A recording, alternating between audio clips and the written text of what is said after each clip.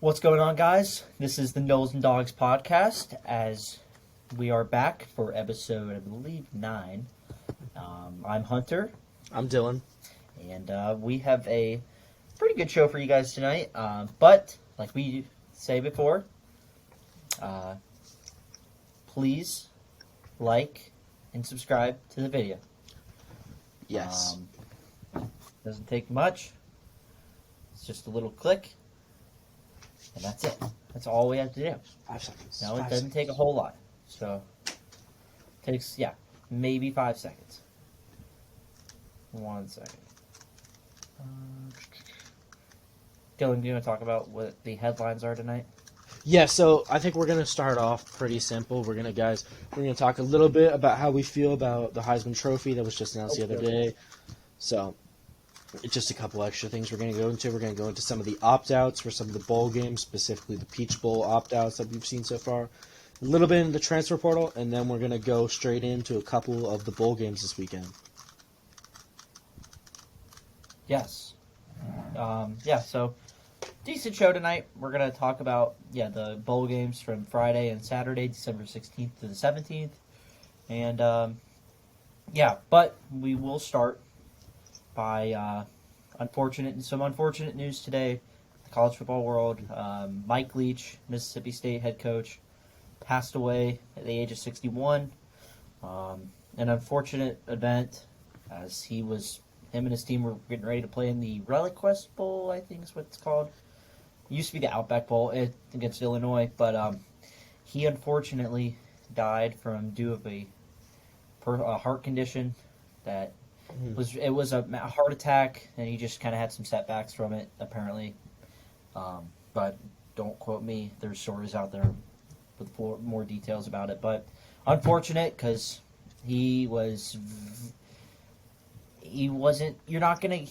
his type of coaching wasn't going to be the one where he wasn't going to be known for winning, like, national championships. I think it was more of he was such a culture builder, and the coaches that were like kind of sprouted from his tree, I think is what his biggest impact was. Yeah. I'm going to pull up a couple of his names if you want to talk about him. So I just want to say a couple things about Coach Leach. The easiest way to describe what his impact is on football is his offensive philosophy changed the way we play football. Before Mike Leach, there is no air raid offense. There is no passing the ball 40 times a game. There is no putting the quarterback at the highest level of giving your quarterback 4 reads, trying to get the ball out of his hand as quick as possible.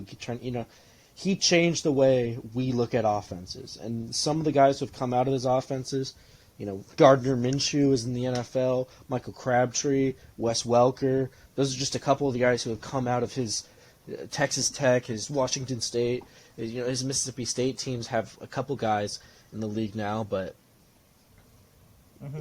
his impact on football is massive. Yeah, so I found his this coaching tree. Some notable names: Lincoln Riley, Dave Aranda, Dana Holgerson, Seth Literal, Art Briles, Neil Brown, Josh Heupel, Sonny Dykes, Cliff Kingsbury, some assistants: Wes Welker, Robert Ane, Alex Grinch, Brandon Jones. As you can see, these are some well-equipped. Some of these guys are some very established coaches who kind of brought what his philosophy was to their own programs and have just blossomed from it. But it all kind of, like you said, roots back to his original kind of idea of spreading you out. Yeah. And we're going to spread you out and aerate it downfield. Horrible news, especially right after it was the bowl game, right after you just beat Ole Miss. I know that really doesn't mean anything now, really, in the grand scheme of things, but it sucked. I was shocked. You see these stories with people like this, that like they get admitted to the hospital for something like that, but you're like, oh, they'll be all right. But it was like you kept seeing some news, like some stuff, and it was just like, this doesn't sound as good as it should be. And then unfortunately, this morning it was announced. So, T's and P's to the Pirate. But I guess, I don't know how Mississippi State's going to respond. I know the bowl game's still on. How into it they are, they might be super motivated now. It's going to be now a very emotional game. Yeah. Where there's going to be a lot of just a lot of overall emotions in that game, and I would not be surprised now. Maybe Mississippi State just comes out and destroys them if they are driven. Look for a dominant win. You think Will Rogers is gonna finish his final game like that? Yeah, I think Will Rogers. It's going to be a tough one because there's going to be a lot of emotion because there'll be players crying on the field before the game and stuff because they'll probably do a little tribute to him. Mm-hmm. But I think we'll probably see the best Mississippi State team we've seen all year. Probably. In this bowl game. Just because I don't think there's a single way to motivate a team more. Yeah. Than I will say now, now, unfortunately, because obviously life goes on, that job, though, I don't know who they're going to give it to. Because now, all of a sudden, there's an opening. I hate to say it like that, but, like, there's a job opening down in Starkville, and so who's going to take it? I don't know. Well, I say that's an SEC West program. You know what I mean? That's an SEC West job is open. Yes. Like, that's just not any walk in the park. Like, this is a prime time school that they might just promote somebody from within, maybe temporarily, and then maybe this year, and then maybe go into next year. But I don't know. But we're going to see. And like I said, thoughts and prayers are to Leach and to his family. Hate to see something like that ever happen to anybody, let alone somebody with that biggest, kind of like his reputation and his overall just his stature in this game. Now I will say, so he probably should be in the Hall of Fame. You saw this. So to get in, you have to have a 60% winning percentage. He's at 59.6. He'll get in. So unless they change the rules, they should, obviously. But well, I don't think they'll change the rules. I think they'll just grant him. Yeah. Because it'll be yeah. But yeah. So we're going to move on. But like we said, thoughts and prayers to all of Mike Leach, his family, and all of his loved ones out there, and to the Mississippi State program. Yeah, and to everybody in the Mississippi State community. Mm-hmm. Thoughts and prayers are with you right now. Yes. All right, so we'll move on. And I know this is a podcast coming out a little later than we wanted it to, but we'll briefly touch on it. Caleb Williams won the Heisman Trophy this past Saturday. We kind of all expected it. Mm-hmm. That it would be. I saved the overall, like the final rankings, like the top 10. Yeah. He blew everybody out of the water. Yeah.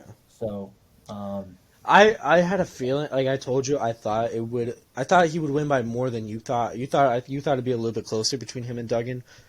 I just had a feeling that when it comes down to the end, because they vote who the top 4 are, right? Who's going there, and then they sit down and they actually look at it. I had a feeling they would look at the numbers and everything. They would go, Caleb Williams just had a better year than everybody else, numbers wise, and I think that would put him over the top. But I don't think I think they got it right this year. I think they really got it right this year. I think they did. I thought if Duggan would have won the conference title game, I think that would have been probably a little closer. But the fact that he wasn't able to kind of evened out a little bit, helped kind of separate, I think, Caleb Williams a little bit more. because Duggan really didn't have that dominant performance that probably he needed anyway. I mean, I have the votes up with, he had 188 first place votes. He had 1,420 points in total, but Caleb Williams had 544 first place votes. Yeah. 168 second, 63 third. He had 2,031 points. Yeah, he kind of just blew everybody out. And then there was C.J. Stroud and Stetson Bennett rounded out the top four. I think we both thought that Bennett would be ahead of Stroud, but it was we did. It was kind of like they were just kind of there to be there.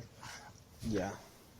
I mean, Hendon Hooker was 5, Bryce Young 6, Corum 7, Michael Penix at 8. I thought he should have been a little higher. Higher than Bryce Young, personally. Well, actually, but Bryce Young did have better stats this year than he did last year. Bijan Robinson was 9, and Drake May 10. Personally, I would have moved Penix up to probably around at least 7. He's better than Blake Corum. Yeah. I mean, I would have been content with him at 7. That works. Yeah, I'd probably put Blake Corum at 10, just because. I mean, the Heisman, he had a good season, but at the end of the day, Michigan showed us like 3 weeks in a row they did not really need him to be successful. You know what I mean? Like, the team was not built around Blake Corum. It was not. You know what I mean?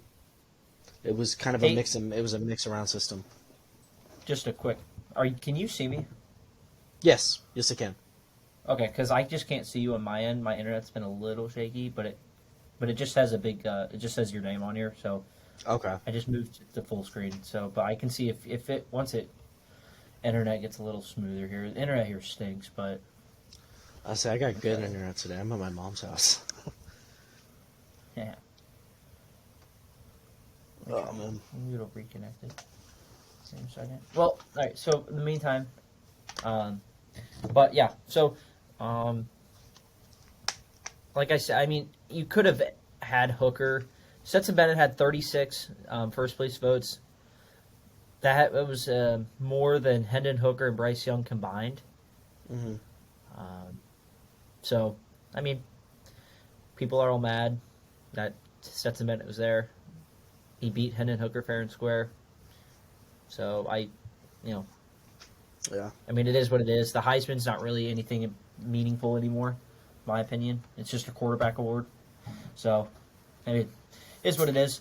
I thought it was kind of cool when Caleb Williams said, like, I won this, but all you guys are playing in the playoff. Yeah. Which leads me to say, would you rather go play for Lincoln Riley? If you're a quarterback, would you rather go play for Lincoln Riley and have a shot to win the Heisman, or go somewhere else and have a better shot to make the playoff? I would still go to Lincoln Riley for one reason. One reason only. There you go. He's coached 4 different quarterbacks, if I'm correct, right? He's won 3 of the last 6. Yeah. But 2 of those guys went number 1 in the NFL draft. Yeah. And if you give me a chance to make... Yeah. But if you give me a chance to make that much money, I mean, I can't take that up. Take that, you know what I mean? I have to take that right there. I mean, I guess it just depends on how, like, loyal you are to your school. Yeah. But, I mean, it kind of is what it is. Like I said, I really think it's just a quarterback award now. It's kind of funny. So Max Duggan won the Davey O'Brien, which is the best quarterback in America. And Caleb Williams won, like, the AP overall best player in the... And the Maxwell. Yeah. And the Maxwell. So, like, does it really matter? So, I remember I had a conversation with somebody about this also, is that pretty much... If you notice a lot of the years, unless a quarterback has a crazy year above everybody else, they choose to give the O'Brien to somebody else knowing a quarterback won the Maxwell because they're like, well, we don't want you to go home with everything, so we're going to spread the words out right? a little bit. Because realistically, Caleb Williams could have had like a clean sweep with just about anything. Exactly, yeah. So, but, I mean, yeah. Yeah. So it is what it is. Congrats to Caleb Williams. He had a heck of a year. If you're a box score watcher, he was one to remember. We'll see him next year. We'll see him next year. He'll probably be a contender again next year. Yeah, he probably will be. I don't think he'll win again next year because it's almost impossible to win 2 years in a row, even when you have better stats than the year before. But I think it's harder because they're not gonna give you like benefits of the doubt. they're going to expect twice as much from you. Yeah, And yeah. yeah, He will need to have USC undefeated and putting up the same numbers, and hoping nobody else has around that same tally for him to have a shot. I think those first two are possible, but I don't think he'll have the best numbers in college football again. I don't think it's possible. Even if he does have top numbers, I think he can get invited to New York, but I just don't think he gets. I don't think he wins 2 years in a row. Yeah. All right. Well, we'll move on now. Yeah. Because that's in the past and we're in the future. All right. So we'll move now to. Do you want to do some playoff news or transfer portal? Let's start with the playoff news. All right. So we'll move on to the playoff news. So just some playoff news that surfaced tonight as of Thursday, or what do we have? What is today? Tuesday. Tuesday. Excuse me. Tuesday, December 13th. Travion Henderson, Ohio State running back, who had been dealing with I believe, what was he dealing with all year? He had hold up. He's been dealing with a lower body injury all year. Dylan's going to find out the exact. Parent injury. He's been dealing with a lower body injury all year, and so he finally came out. He announced on Twitter that he will be opting out of the playoff game and getting season-ending surgery. It's a tough blow for an Ohio State team that was expecting, with this long break, to be getting healthy. They've already lost Jackson Smith and Njigba for the rest of the year because he's opted out. And now you have Travion Henderson getting pretty much. We'll just eliminate him from the lineup sheet. It's a foot injury, blow. by the way. Yeah. All right. So it's a foot. So it's a big blow. I mean, although I will say he didn't really play a whole lot all year. Really, it was mostly Mayan Williams that really was the lead back because with Henderson being out, so he was so in and out of the lineup. I mean, you could say Mayan Williams is really the number one. Stats will show you it too, but it is a big blow because Ohio State. If you're Ohio State, you're like, okay, I know we just had a rough game against Michigan, but listen, we're going to be getting our guys healthy. We're going to have a couple weeks off. Everybody's going to be ready to go, and now you lost two of your top guys, and we're still 2 weeks out from the game. Yeah. So it's like. Is there another guy going to go down here in this domino effect? I know they still have Williams. They have, I forget the other guy. He's a freshman running back. He's decent. And I mean, their receiving court. They still got Marvin Harrison. They still got Harrison. They still got Ibuka. They have talent. It's not that they don't have talent. It's that now you're wondering, okay, do they have veteran leadership in the locker room now that two of the guys who were your returning guys, who were your big names coming in, are both not playing. The only two guys who have postseason experience. Yeah, on that roster. This is gonna put some pressure, I think, more on C.J. Stroud, as well as possibly more Mayan Williams, because I mean you're going up to the defensive line that doesn't let you run the ball. Yeah. So. Is this? I mean, they're another injury or an opt-out away from being one-dimensional. I mean, so you think about it. So they've lost their top receiver, pretty much. They've lost. They had their top receiver out the entire year coming into the season. Their top running back, who returned, is now out for the year. They just lost their quarterback coach to a job. They lost another assistant to a job. Yep. I mean. We're still like 2.5 weeks out from the game. I mean, what's going on with this? I know Georgia just lost their quarterback coach, which is a big kind of hit. He went and took the offensive coordinator job, I believe, at Georgia Tech. So, traitor. Just kidding. But, yeah, I mean, like, what is...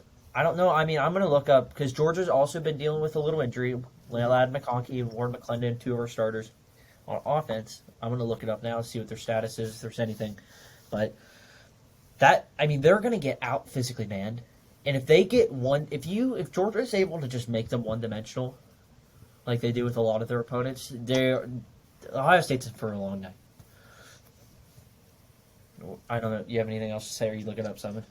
No, I was just looking at the Georgia Tech offensive coordinator you were talking about. Just I forget his name. I was just looking at it. It's Brent Key. Yeah. No, that's it. No, that's like Buster Faulkner. Buster Faulkner. Okay. He's also gonna be the play caller for the Yellow Jackets next year. Yes. So there's no updates right now on. Not surprised either, to be honest with you. Georgia's, the two of their top guys, McConkey and McClendon. All I know is Warren McClendon suffered a MCL.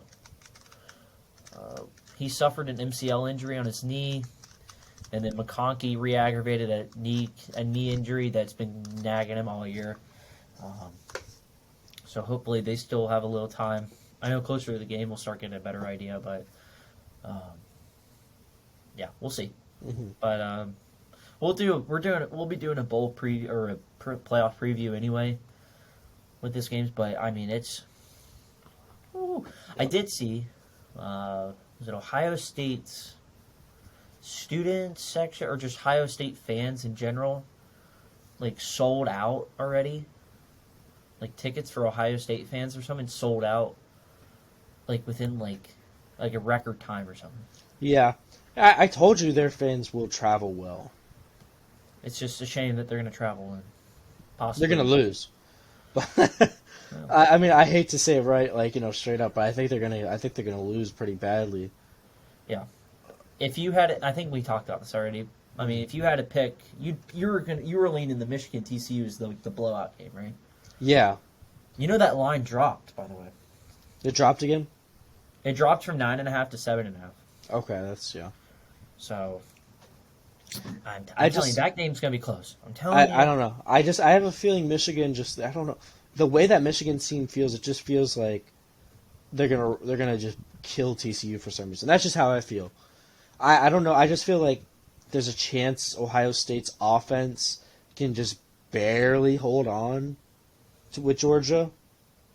Like just with some like fluke plays, some great catches by Marvin Harrison, some just like throwing everything they have against Georgia. You know what I mean? I could see it a possibility when going into half. It might be like I don't know. We usually hit a field goal or two in the first half. I could see it being like a 20 to like maybe 10 game going into half. Like we're up, and then I think we just have an explosion or something. Like, because what we usually love to do is just run the ball down your throat. Physically, we do what Michigan did to you, and we burn 5-6 minutes off the clock. And again, as long as we don't fumble the football, we'll be all right. That's the only thing that worried me. Like when we had that opening fumble against Tennessee, it was like you can't be doing that against these offenses that will just scorch you.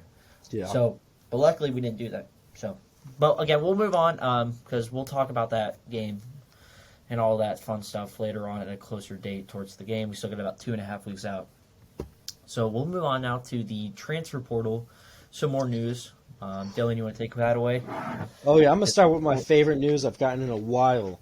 So Florida State lands the number 4 overall transfer portal recruit, Jaheim Bell. He's a tight end out of South Carolina. I say tight end very liberally because he kind of was used all over the field on their offense.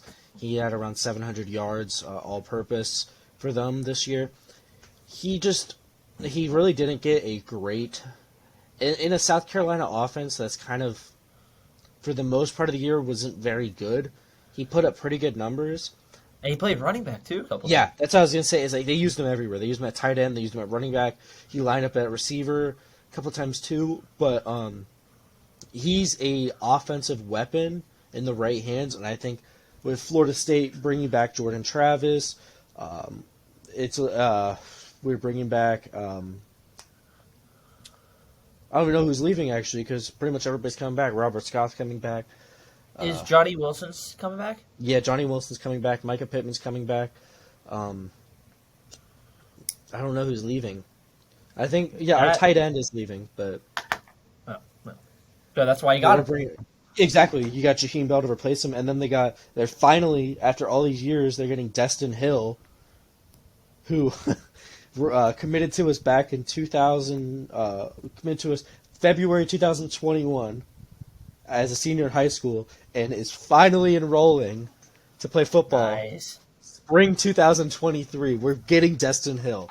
It's like the craziest thing I've ever heard. I could see a situation where they use Bell almost like we do Brock Bowers, where you just kind of move him all over the field, kind of like what you do in South Carolina, but I think in a better way. Like you can use him in jet sweeps, line him up in the backfield. Like you can get creative with him. Yeah. And now you got him, you got Johnny Wilson. I mean, like this is a tandem that is looking sharp, and Travis is coming back. I mean, I think Florida State. I don't know what the odds are, but I would not be surprised if they are up there contending for the ACC. I was going to say, I think as of right now, we are the second in the betting favorites for the ACC. But because the ACC is getting rid of divisions for this coming season, I think we'll probably either way end up playing. If we have a great season, we'll end up playing. Clemson. Yeah, we'll play Clemson in the ACC championship, which is like unless Klubnik stinks next year for some reason. Maybe. Could have an Uyunglele effect. I was say DJ looked great. DJ looked great in his first year. A couple times. And then they gave him the keys. They gave him the keys, and he was like, "Oh no, I'm not a driver." I'm pretty sure DJ got so traumatized after the Georgia game when he got sacked 7 times that he just never recovered. Yeah, he was just seeing ghosts for the rest of his life.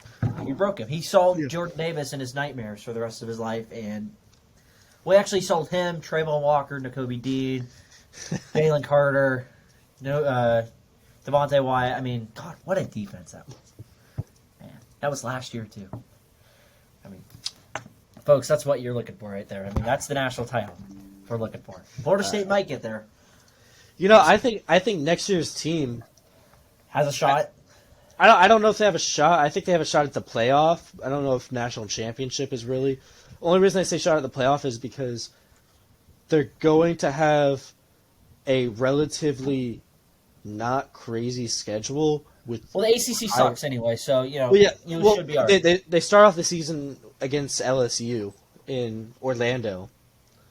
Oh, you have home field this time. Exactly, and then you know what I mean. Florida State's very lucky in the fact that every single year we have a guaranteed out of conference SEC team we get to play. I wouldn't be shocked if that becomes a shootout. I mean, this is probably recency bias because of Garrett from what Newsheimer did. Yeah, and I apologize because I botched that right there. But what he did against us, I mean, who knows what he does against UVA. Yeah, no, yeah. Anthony Richardson was slinging the old pigskin around. Well, until he wasn't. Until he wasn't, yeah, because was like, let's throw the ball. Let's running the ball extremely well. It'll make so much sense if I start the half throwing the ball 9 straight times. 12, actually. 12 straight times, excuse me. Just trying to help out AR there. Yeah, you know, I can't give AR too much credit. He actually had 12 straight incompletions. Yeah, sorry. I mean, come on, Billy, can't be doing that. 3 straight 3-and-outs. I mean, right, nice. All right, so we'll move on. Big pickup for FSU. I'll take the next one. Devin O'Leary, former NC State QB, is one of the hottest names right now on the ballot. Him and Graham Mertz, we'll talk about in a second. Yeah. Devin O'Leary getting looked at. I believe it's Notre Dame, South Carolina, Auburn, Kentucky, I think is another one that is like the 4 right now that are competing for Leary. I mean, if I was him... Wait, is Spencer Rattler leaving? No. Then why is South Carolina a spot then? I don't know. There was some rumor that he might be declaring. Declaring. Yeah, but I haven't really heard anything since that started out as a rumor. So he would be retarded if he wanted to declare this year. Just saying. It was just, it says Gamecocks reached out to NC transfer. There has been no news that he's actually going to... No, I would suspect he would probably lean... I would say... If I was I in would Notre think Dame there. Notre Dame. I think Notre Dame's the best spot possibly because you still have a shot to play against all your ACC foes, Mm-hmm. and if since you're Notre Dame, you have that name recognition. So if you have a good enough year, you're already like one step ahead of everybody else. Um, but yeah, I think and then I guess we just might as well lead into it. Like Graham Mertz, who's the Wisconsin quarterback. I don't know what to think of him because he had the one breakout game his freshman year. I just haven't seen anything from him since. It's He's a so 50-50 thing. It's exactly so. Like it's so inconsistent with him. Like, are you gonna get like a big game out of him, or are you just gonna get a dud? So I don't know. I know Wisconsin. I know it was a lot of possibly just the play calling, like the scheme, maybe just the environment. Like I don't know, but maybe I forget. I can look to see. I know he was visiting Florida. Mm-hmm. I would say Florida or Kentucky is right now where his best opportunities are. Yeah. If he wants, because Florida's wide open for business. We don't even need to talk about them. I'd say Florida doesn't have a quarterback at the moment. I mean, that's the easiest way to describe it. Well, Kentucky doesn't either, really. No, but I mean, Kentucky has... The difference between Florida and Kentucky is that at least Kentucky has guys, like, they have recruits who are at least there, right? Florida has nobody right now. You know what I mean? Their starter's gone, their backup's gone, their third stringer's gone, their fourth stringer is a backup who couldn't even make, the third scout team at Ohio State. Like, you know what I mean? They're out on quarterbacks. They're really hoping. You ask their fans, they just believe that this 5-star it's going to drop from the sky. Yeah, this 5-star recruit's going to be right the down next Tebow. No, I do think, I think Florida is the best option, and I think he might be leaning it only because I say this because he was he went on a visit to Kentucky, and people were saying it went really well and all is good, and then all of a sudden not even a week later, just a couple days later, he was already over at Florida doing all that shebang. So I think Florida would be his best option. I know, and they still have a bunch of weapons. I know some of them are coming back. I don't know who. I haven't done the in depth. I don't know the situation with Shorter and Henderson and Pearsall, but you still have Montrell Johnson. I know Trevor Etienne's probably going to still be there. He's a freshman, yeah. Yeah, so they have some guys. It's just inconsistency across the board. It's what's going to kill that team. Yeah. But I think that could possibly help him. I think Florida is the best option for him. I think Florida's the best option for him too. The thing is, with him, you're taking a massive risk if you're Florida too, though. They don't really have an option. They just survived Anthony Richardson. I don't really know where else they've gone through Anthony Richardson and Emory Jones. I don't think he can go any worse than that. They had Felipe Franks too. Felipe Franks. It was Jeff Driscoll. Way before that. Who's before Felipe?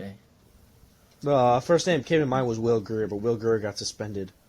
West Virginia legend Will Greer. Will Greer. Will Greer got suspended for PEDs, yeah. No, he got suspended a pre-workout or something like that. No, it was PEDs. PEDs, but he bought it at a GNC, though. Yeah, he did. Will Greer. Willie Greer. West Virginia legend. That's classic. Anyway, so I think Mertz is top notch right there. Mm-hmm. All right, I'm gonna run. I gotta step off real quick. Oh, you're Talk good. about our next guy and anybody else. I will be 30 seconds. Yeah, you're good. So then next up on the ballot, we're gonna give a little intro onto Grayson McCall, the Coastal Carolina QB. He has been there for, I believe, 3 seasons now. He's been there more or less since they came up to the FBS level. Solid quarterback. Solid quarterback. He plays very well. You have to take into account he does play at possibly the lowest division of FBS ball at the Sun Belt level. However, you have to see that he's balled out. He's seriously balled out. He's made Coastal Carolina a name in football. And if we're sitting here right now, I do think the number one landing spot's probably going to be Liberty. Because I would see him following his head coach to Liberty right now. Obviously, we don't really know until we get more information. I haven't heard too much on that, other than it looks Liberty. It sounds Liberty. It feels Liberty.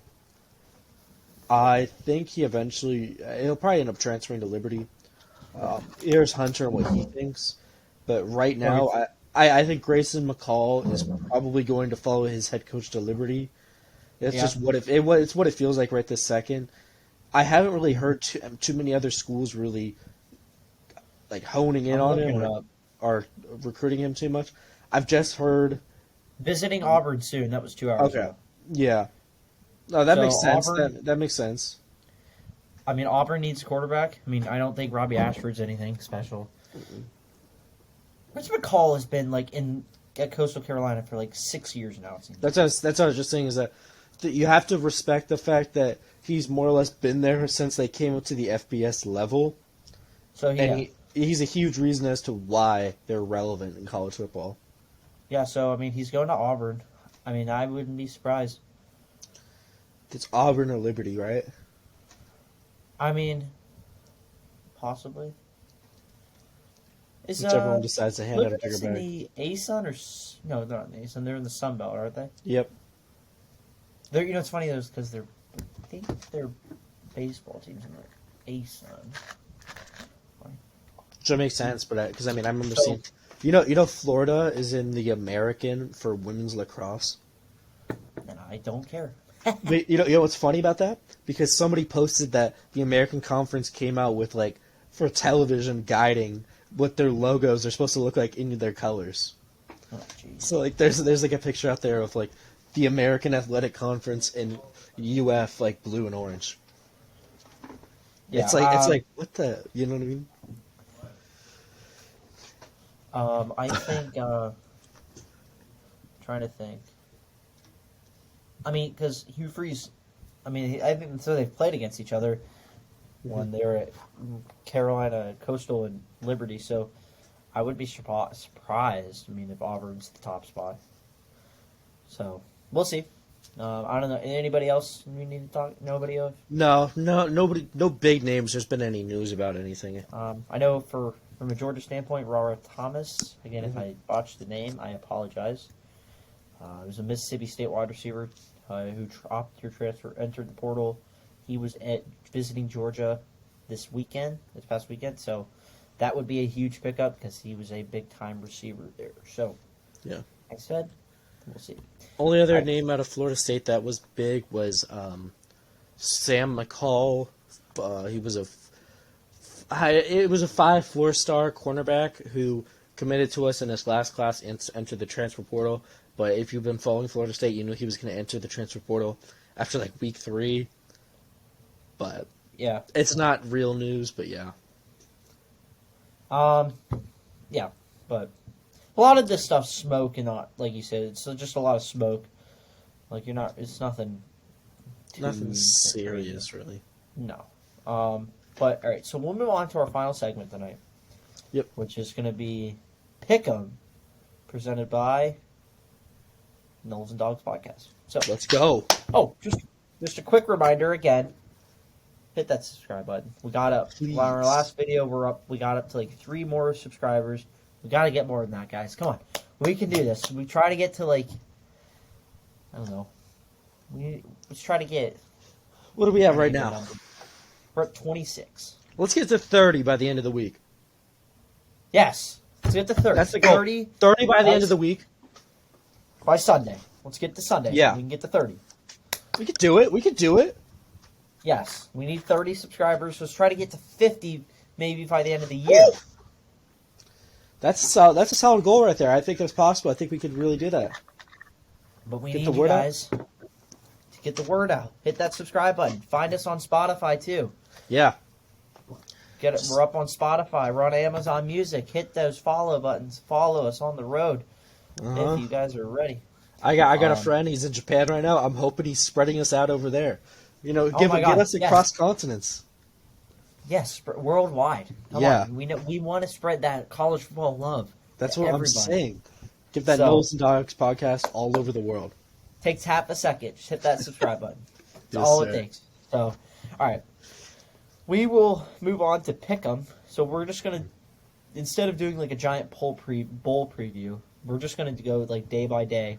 Yeah. and every episode or so we'll just pick the games that are coming up. So today we're doing Friday and Saturday's games because bowl games start right up. All right, so I'll read them off.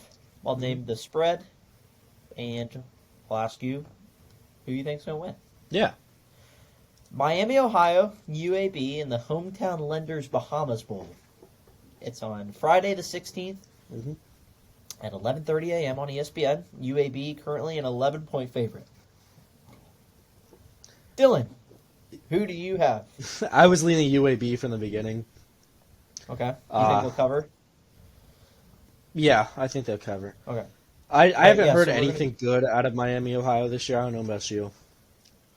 No, I don't follow teams. I know one team has McBride on it, and he's the best running back in the country. So that's all I needed to hear. Yep. Yeah. So, all right. Yeah. So we'll do like a pick 'em, pick the team, and if you think they'll cover. Okay. Or if you think one team's going to cover as an underdog, but the other team wins, let's talk about that too. Yep. All right. Yeah. So we're both on UAB. All right. We should do. Here, hold on. Do Bowl Mania. Keep track of this. Yeah, I'm going to write this down. And one second. Actually, I have a notebook here. 1 second, guys. Uh-huh.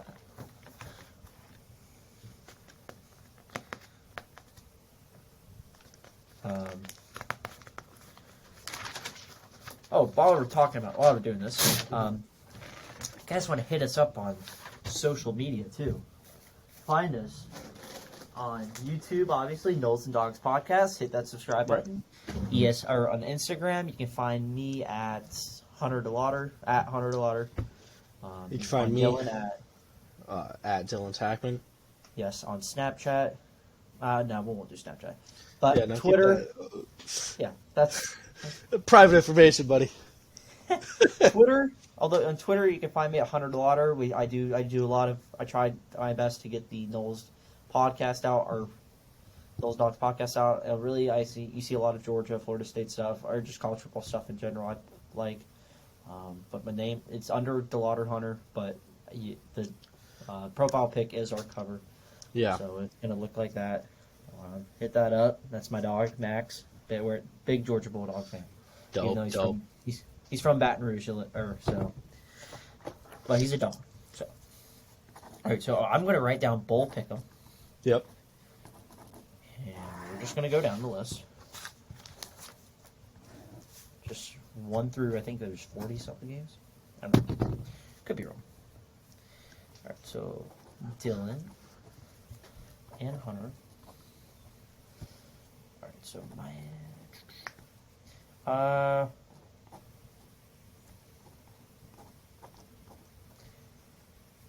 okay, so Dylan thinks that UAB is going to win and cover.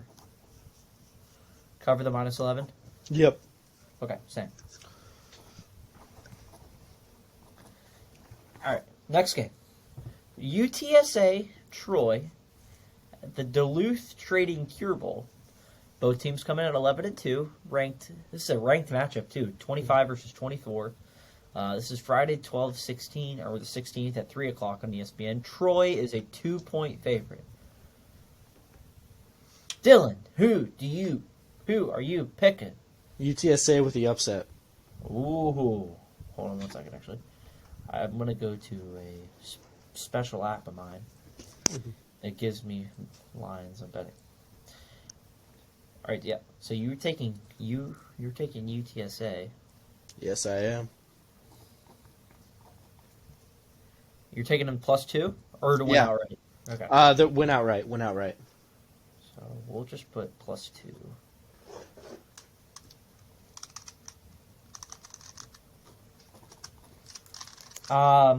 Right now Troy is getting 73% of the money, or the bet percentage.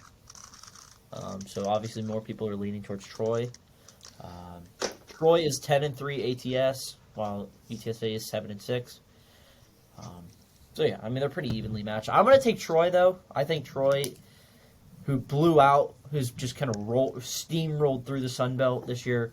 I think they dominate. That's your opinion. That's your opinion, do. not mine. I'm gonna take them to cover. All right, we'll move on to Saturday's games. Yes. We said we're just doing Friday and Saturday's games. All right, so we'll start in the Wasabi Fenway Bowl. What a name! And what they should have called the Scott Satterfield Bowl, as both teams will be on the same lineup, same sideline, and Scott Satterfield will actually be doing the opening kick or coin toss. So, Yeah. just kidding, he's not. I mean, yes, he is. I don't know. That'd be Anyway, awesome. Cincy comes in 9-3, Louisville 7-5. This is Saturday, 12/17 at 11 a.m. on ESPN. Louisville is a 1-point favorite. Dylan, who you picking? I'm going to pick Louisville to win and cover. I'm going to take Cincinnati to win Mm. and cover the +1. You're taking Louisville. Yeah. I think Louisville's going to play with more emotion. They're happy their coach left. True.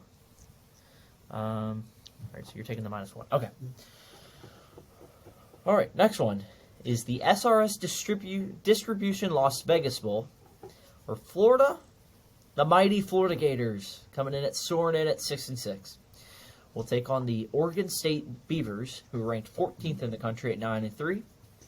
This is a 2:30 kickoff on ESPN. Oregon State's a 10-point favorite. Dylan, who you picking? I'm picking Oregon State. They're covering. You Florida think they're gonna does. cover out? Yeah. Okay, Because Where are you Florida does not have a quarterback. that's true. Who's Yeah. throwing the ball? Who's throwing? You know what I mean? The only thing I'm worried is, I'm gonna pull the stat here. Oh, son of a bitch. Oh, excuse me for saying that. Yeah, Beavers are getting 66% of the bet. I will say, what concerns me, actually not really. I mean, Florida, I feel like it's just going to run the ball the entire game. Yeah. They ranked 15th in rushing yards, but Oregon State's defense ranks 19th in rushing yards. So, I mean, I think Oregon State might. They're gonna stuff the box. I would. Yeah, I mean, why wouldn't you? Florida's gonna be playing with a quarterback who, again, no offense to whoever this is. I guarantee this kid's probably a great guy, but no experience at all. Yep. No experience, barely any practice this season. He's more or less going in blind to whatever's coming at him. And I watched that Oregon State-Oregon game. Mm-hmm. Where Oregon State did whatever they ran the ball right down Oregon's throat. Yeah. Oregon, decent run game. So I will take Oregon State to cover Yep. the -10. I wouldn't be surprised, though, if Florida keeps it close. And I does wouldn't- cover. I wouldn't be surprised. But for now, I'm going to take Oregon State. Okay, we'll move on to Washington State, Fresno State. Both teams, Washington State 7-5, 9-4. Fresno State. Fresno State just came off winning the Mountain West. Mm-hmm. This is the Jimmy Kimmel LA Bowl, presented by Stifle. Saturday, 3:30 kickoff. ABC. Fresno State rolls in as a 3-point favorite. Who you picking? I'm picking Fresno State, but they don't cover. I'm taking Fresno to cover. So you're going to take, let's say Fresno. I'm just going to write outright. I should just put money line, but Washington State to cover. Yeah. Okay. All right, perfect. We'll move on. Let's go. We're doing good. Rice, Southern Miss. This is a 5:45 kickoff on ESPN. Mm-hmm. God, I love bowl. Just It's fun, man. It's fun. it's just a bunch of teams that don't matter, but are fun to watch. Yeah. Where anything happens. 5:45 kickoff. Southern Miss rolls in as a 6.5-point favorite. I add, as we'll just roll with the stats real quick at the end of these games. Southern Miss is getting 76% of the bets in, and they roll in as 9-3 ATS. Rice is 7-5 though ATS. Yeah. I will add, Southern Miss is 9-1 in their last 10 against the spreads. So they're a 6.5-point favorite. Who you taking? I saw Rice play in person, so I'm going to tell you right now, Southern Miss is going to win and cover. They're going to win big. I think so too. Yeah. So we'll put USM. AB being there did not help them win that game, so I don't know but what else they could do. Right. All right. So we got 2 more, and then we'll wrap up. SMU BYU, the New Mexico Bowl. 7:30 p.m. ABC. SMU is a 5.5-point favorite. Dylan, who you taking? BYU. I'm taking BYU. I'm taking the Cougars. Taking the Cougars? Yeah. Taking them to cover or win outright? Win outright. Okay. I don't know. I feel like BYU had a tough season. It wasn't what they wanted, but I still think they're a talented team. I still think they have talent on that team, especially since everybody is like 28 years old on their squad. So yeah, I think they beat SMU. I'm just trying to look. Yeah, I mean both teams don't roll in very well against ASM. I will say SMU is 4-2 this year when they're favorites. I'm gonna take SMU to win outright. BYU's doesn't do very good. Its defense is not very good, and SMU's defense or offense is very good. So I'm going to take SMU. I'll take them to cover. I'll take the points. I mean, that's what it is. So you're going to take BYU outright. Yep. We'll just take the +5.5 here, and I'll take SMU. Yeah, I've seen SMU enough in shootouts where I know they can put points up on the board. I just don't think BYU can do that. Fair enough. All right, final game here, and we will wrap things up. The Frisco Bowl, where North Texas and Boise State will battle it out. ESPN, 9:15 p.m. Boise State is a 10.5-point favorite. Boise State is, before we say anything, 6-1 overall this year. ATS. North Texas is 7-6 against the spread. Both teams are pretty good. Boise State has the better defense. Yeah. Offensively, decent offense, but their defense is what they roll in with. So, who you taking? Well, I'm a real American, so I love Boise State football. So yeah, I gotta lean with the Broncos. I I would take Boise State to win. I don't know about that. Not line. I think it's a lot. Yeah, I would consider North Texas to cover. I'm going to write that down for me. Yeah, I agree with you there. I think North Texas is going to cover too. I actually think I agree with you. Boise State's good, but their offense is now, especially since their quarterback's transferring. Yeah. They were favorite against Fresno in the Mountain West title, and they did not play very well offensively. No. And Fresno wasn't stellar either, but they pulled away late, so I had Fresno. Yeah. All right, so we both like North Texas to cover that. So yeah, we'll keep track of this. Have it written down here. Yep. After everything, we'll kind of go through and we'll see who is the smarter person. So our next episode, which we'll do this weekend, Friday or Monday. Yeah, Friday. Friday will be the next episode because we'll do Monday through Wednesday. We can do. Mm-hmm. All right, perfect. So, I mean, that's all I got tonight. Yeah, me too. Crazy. Have a good bowl weekend. We've got bowl games this weekend. Finally.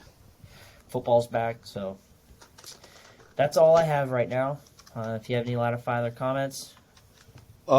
Nothing else. Just excited for see the end of the World Cup. Pulling for Argentina to do it. Mm-hmm. But that's it. Sounds good. Yeah, make sure you guys like and subscribe the video. It really helps us out. Like we keep saying, just get the word out. Tell your friends, tell your family members to subscribe. It helps us out. It just get them to like, subscribe, view the videos if they want.